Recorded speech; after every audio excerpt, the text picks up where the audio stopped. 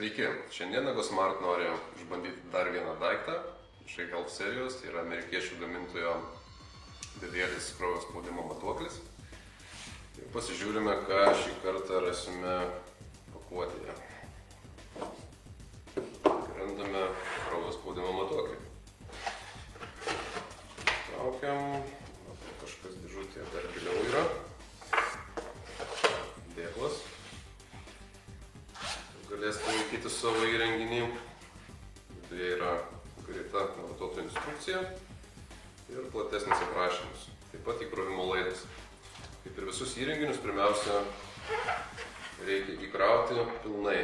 Su pilnu įkrovimu įrenginys turėtų dirbti apie 2-3 mėnesius, matuojant kasdieną po vieną kartą, po 2 kartus. Įjungiam laidą, prijungiam prie kompiuterio, įrenginys kraunasi, jėgsi žalia lemputė. Tuo metu, jeigu dar neturime, parsisiunčiame išmaniąją programėlę iHealth My Vitals. Įjungiame Bluetooth režimą. Matome, Bluetooth lemputė irgi užsidegė, tada suporuojam įrenginius. Čia turėtų būti pavadinimas BP5. Ir tada keliaujame į programėlę. Programėlėje pasirenkame blood pressure ir patenkame į matavimo režimą. Tada pasiruošiam įrenginį. Dedame ant kairios rankos. Čia yra parodyta, kur yra viršus, kur yra apačia.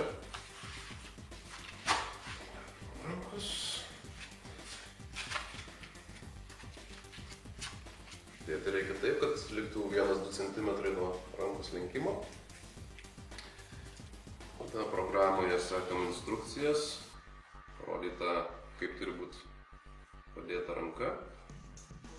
Spaudžiam mygtuką start. Ir laukiam, kol atsiras duomenys.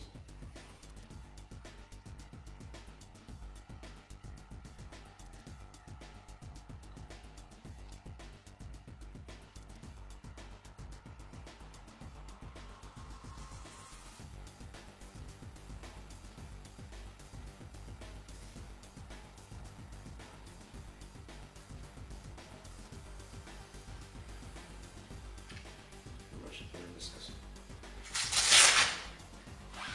Ekrane matome viršutinį kraujo spaudimą, apatinį ir pulsą.